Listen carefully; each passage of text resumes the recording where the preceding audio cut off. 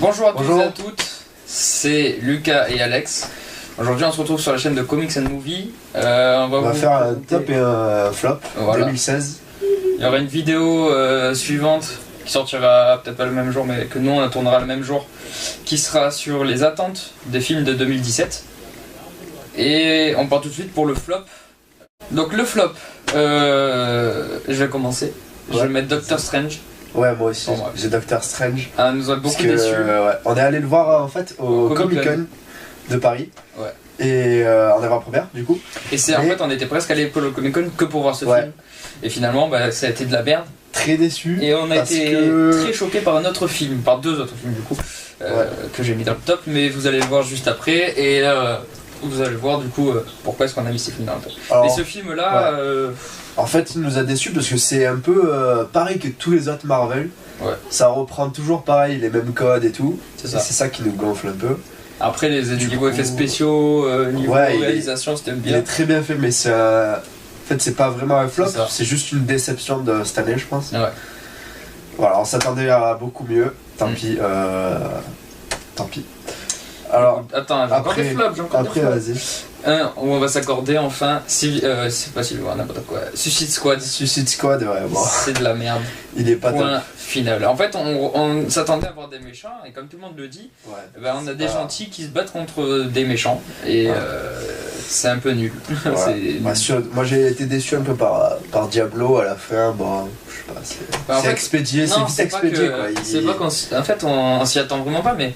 Genre, on aurait dû en voir plus, tu vois ce que je veux dire. Tous les personnages auraient été mis sur un piédestal et genre, ils auraient tous eu le même nombre de minutes à l'écran, on se serait dit ouais, le film est bien. Et si jamais, même ils auraient été un peu plus méchants, bah c'est cool. Un peu plus de Joker aussi, on aurait aimé avoir, sachant que... Moins de Harley Quinn peut-être. Moins de... Moi j'aurais aimé voir plus Boomerang, Captain Boomerang. J'avais bien aimé ce personnage, dommage il est sous-exploité. Bon voilà, on va rien changer donc. Après voilà. Et j'ai encore un troisième film en flop que toi tu as pas aimé. J'ai mis Civil War en flop. Civil War en flop, non, moi je suis pas d'accord. Alors, j'ai mis Civil War en flop parce que j'ai pas aimé le côté faible du film. C'est-à-dire, on rajoute des personnages juste pour rajouter des personnages, quoi. Juste pour faire plus d'entrées. C'est juste que, admettons, comment dire, si un personnage vient, c'est qu'il a une capacité à apporter au film. Et certes, à part pour une bataille. Déjà il n'y a pas assez de personnages, désolé, mais dans Civil War, quand on lit les bouquins de Civil War, on voit on voit presque les mutants presque qui viennent voir, qui viennent aider les Avengers. Enfin, il y a plein de choses qui peuvent se passer. Et là, le film, j'ai trouvé ça fade en fait. Outre le fait qu'on voyait mon héros préféré à l'image pour la première fois chez Marvel Studios, enfin chez Marvel Studios. Si, chez Marvel Studios. La première fois qu'on le voit, c'était vachement cool, mais voilà, j'ai trouvé ça faible. Donc on passe au top. Alors, je te propose de faire chaque top. Tu dis ton film, je dis mon film, et ensuite on débat. Ça va. Donc numéro 10. 10e place. Tu commences ? Vas-y, je commence. Vas-y. 10e place, j'ai mis Sausage Party. Ah ouais. 10e place. D'accord. Juste pour dire merde aux féministes, aux mecs qui ont voulu un peu casser ce film. Juste vous le dire ça. Et je débattrai après de ce film. Moi, bon, c'est pas un top très solide parce que j'ai pas trouvé trop de films à mettre, mais 10e j'ai mis Deadpool. Voilà. Donc on peut commencer à débattre si tu veux. Bah ça j'ai pas trop. Enfin j'ai aimé Deadpool sur le coup. Ensuite le revoir ça apporte rien de plus, je veux dire. Enfin, on va pas regarder Deadpool une deuxième fois quoi. Juste tu le regardes pour le fun une fois et ça passe. Ouais mais il y a plein de films comme ça alors. Enfin, mais bon. Sur cette partie je le trouve plus profond, genre avec une vraie critique de la société moderne. Moi je l'ai mis aussi cette partie mais... En 10e. Pas là. Ah ouais. Enfin... Là, Deadpool 10e. Moi j'ai bien aimé, c'était un bon délire. Ouais, j'avoue, c'était un bon délire. Mais j'ai pas mis dans le top. Il est cool. C'est un bon personnage. Je sais pas, je préférais Sausage. Numéro 10. Donc, numéro 9. 9e place. Vas-y, je te propose d'y aller. Numéro 9, moi j'ai mis un film français, j'ai mis Les folles histoires de Max et Léon. Parce que c'est un film français, je pense qu'il faut encourager les films comme ça. Et franchement, il était très drôle et j'ai bien aimé. Je l'ai pas vu, j'attends de le voir pour un peu voir. Et du coup, moi, en 9ème place, j'ai mis Miss Peregrine et les enfants perdus, je crois. Les enfants particuliers. Ah ouais. Ils sont perdus aussi. Non mais j'ai mis ce film parce que on retrouve réellement Tim Burton en vrai dans ce film. C'est-à-dire qu'à des moments il peut nous faire péter un câble genre. C'est-à-dire que lui-même il pète un câble dans la réalisation. C'est-à-dire que le moment avec les mecs qui se battent dans la fête foraine, il y a de la musique techno presque. Ils se battent, on voit un caméo de lui. Enfin c'est vraiment top. Et on retrouve vraiment tous les personnages, tout l'environnement de Tim Burton dans ce film. Et c'est pour ça que j'ai très moi, apprécié. Je l'ai pas mis, mais il est bon, mais pas plus que ça. Enfin, j'ai pas aimé moi, j'ai plus que ça. Voilà. Ensuite, alors, numéro 8, j'ai mis Eddie the Eagle. Oh putain, j'ai pas aimé. C'est un bon biopic. Enfin, je trouvais que c'était un bon biopic. Voilà. J'ai pas du tout aimé ce film. Genre, j'ai trouvé trop. Ah ouais. Trop commun, en vrai. Il ressemble beaucoup à d'autres films. Un peu à Social Network, enfin bon, bref. Un peu à d'autres films. Même si Social Network était excellent, mais bon. Du coup, moi j'ai mis 10 Cloverfield Lane. Voilà. Moi je l'ai pas vu, donc je sais qu'il est bien, mais je l'ai pas vu. Ouais, c'est un excellent huis clos, je vous le conseille à tous. Tant pis. Honnêtement, je vous le conseille. Je le conseille aussi, même si on n'a pas vu le premier Cloverfield. Il y a une technique, une telle technique de réalisation et d'écriture sur les personnages. On arrive à détester John Goodman et à l'aimer en même temps. C'est tellement horrible, mais franchement, un très très bon film, je vous le conseille. Bah, je l'ai pas vu, il faut que je le voie, c'est vrai. Ouais. Dans la réalisation, le montage, le cadrage, que ce soit la lumière, que ce soit l'environnement, enfin le ressenti par rapport à ce qu'on a. Non, franchement, ce film il est gigantesque, il est énorme, je vous le conseille énormément. Ok. Bon, bah, je regrette de ne pas l'avoir mis plus haut dans le classement. Ah ouais. Ouais, c'est pas grave. Hein. Numéro 7. Moi, bon là, on va pas être du tout d'accord. Oui. J'ai mis Civil War, du coup. Pas d'accord. Parce que c'est un bon film de super-héros, c'est une bonne adaptation, j'ai trouvé. Enfin, une bonne adaptation. Enfin, c'était intéressant de mettre Civil War en film.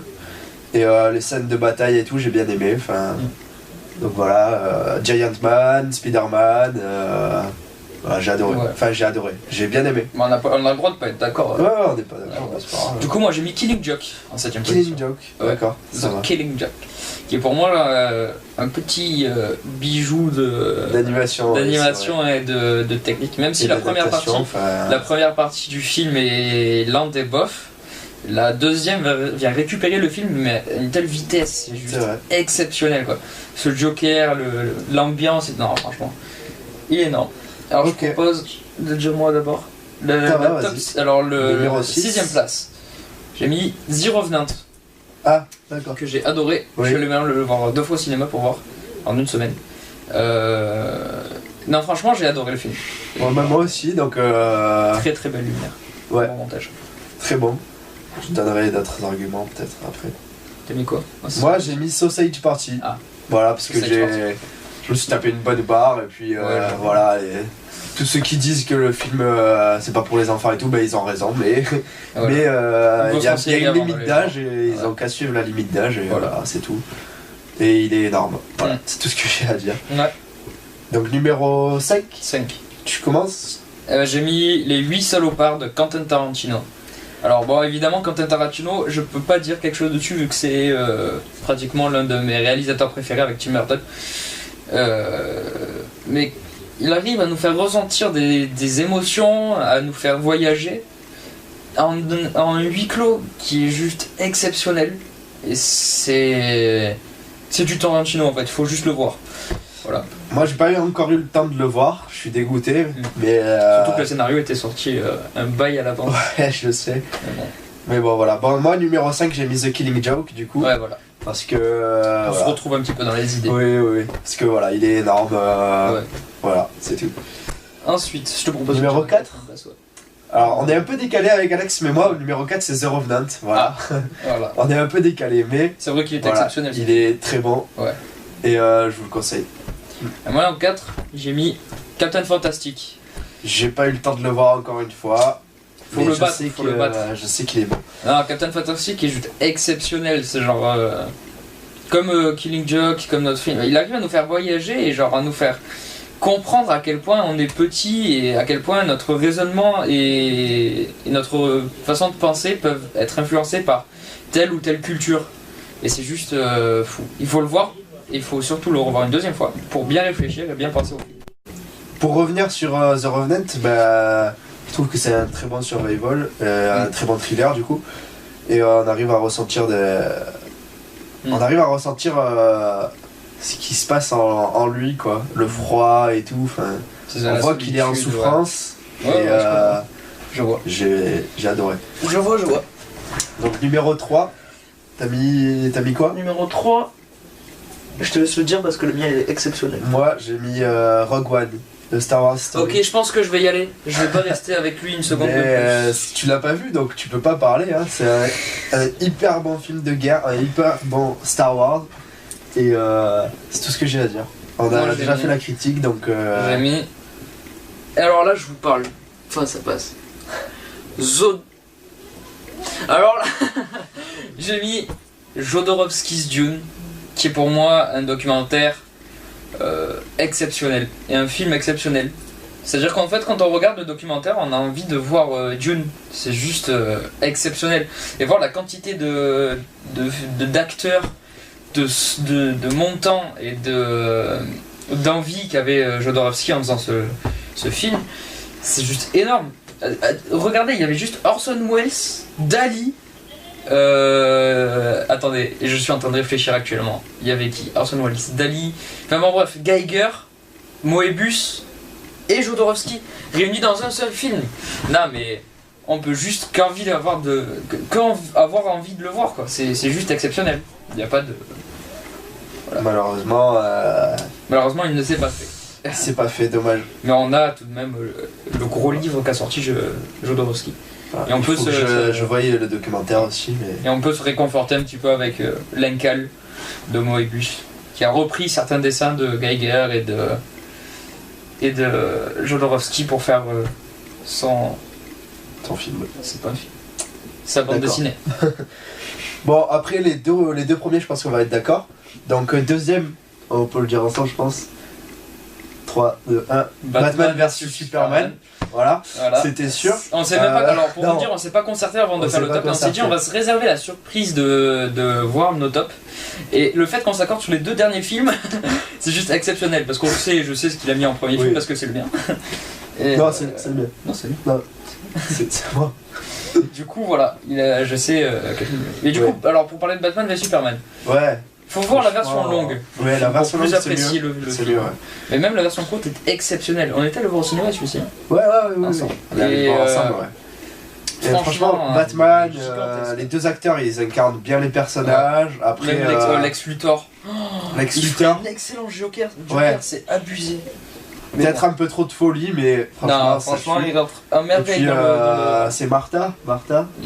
Les mères, ouais, je trouve que c'est... Maria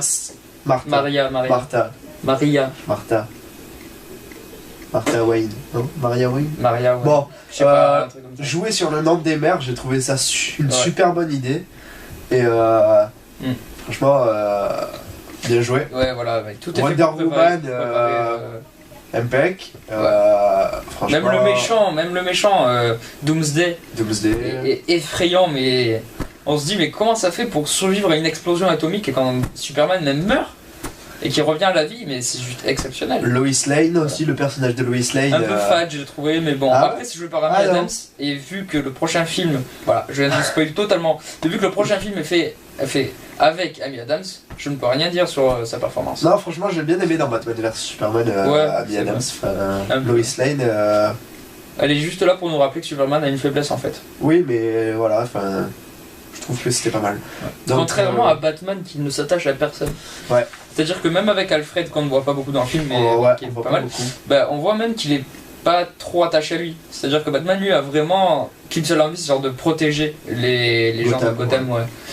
Contrairement à Superman qui fait un peu de la merde. Je suis pas fan de Superman. Voilà. Après, si Tim Burton aurait sorti son film avec Superman, je pense que j'aurais été beaucoup plus fan. Mais il est pas sorti, comme Dune, voilà. Il y a un documentaire d'ailleurs sur ça. Ah ouais? Ouais, sur le film des Tim Burton, je crois. Et bon, Bon, bah, première place. Première place qui s'accorde avec le nom du oui. Premier Contact. Premier Contact, c'était obligé. Arrival. On l'a vu Vous avez pu voir notre Comic-Con qui s'affiche juste vers là. On l'a vu donc au Comic-Con. Le premier. Et on s'attendait pas du tout à une claque de cette ampleur du coup. Il y a une telle maîtrise, maîtrise du son, des visuels, du montage, du cadrage, des acteurs, de la préparation, la lumière, tout. L'ambiance, il y a une ambiance, une musique, c'est exceptionnel. C'est pas une musique, c'est un son qui te met mal. Le son, mais c'est ouf. Ouais. L'histoire qui, enfin, je spoil pas, mais franchement, il faut le voir. C'est le film, pour nous, c'est le film de l'année. C'est-à-dire presque le meilleur film de SF de ces 10 dernières années, pour moi. Ouais. Sans compter les Star Wars. Parce que bon, Star Wars, c'est une autre catégorie à part. Même si c'est de la SF. Mais. Et puis il y a un twist final dans ce film, c'est magnifique. Le retournement de situation. Mais comme alors, je disais à Lucas tout à l'heure, j'ai vu Contact avec Judy Foster. Ouais. Ça, et c'est un peu pompé dessus, mais Contact est excellent. Mais Premier Contact est égal. Ouais. Si c'est pas un peu mieux. Faut que je mais voie franchement, Contact, Non, mais Premier Contact cette année, il a tout défoncé. Ouais. Même si ça a été retiré de certaines salles, enfin pas retiré, mais genre pas distribué dans certaines salles. Ouais. Moi je comprends pas du tout. C'est dommage parce que là, nous à Marseille, il y est déjà plus après même pas un mois de sortie. Après, mon père voulait aller le voir, mais. Nous on est content, on l'a vu environ 3 mois après sa sortie. 2 mois avant sa sortie. 2 mois avant, ouais. Avant sa sortie, donc en exclusivité. Et voilà. Donc on l'a vu en VO. Je m'attendais pas à ça, Alors on l'a vu en VO et moi je l'ai revu en VF. Ouais. Et franchement, la VF change pas. Genre, ça change pas grand chose. C'est toujours autant dans le film en fait. Ouais, on s'en fout un peu. Ouais. Moi, c'est cool. Toujours en immersion, quoi, c'était sûr. Bon, voilà, on a fini ce top. Ouais. Merci d'avoir regardé la vidéo. On vous dit à plus. À plus. Pour la prochaine vidéo. Ciao. Ciao.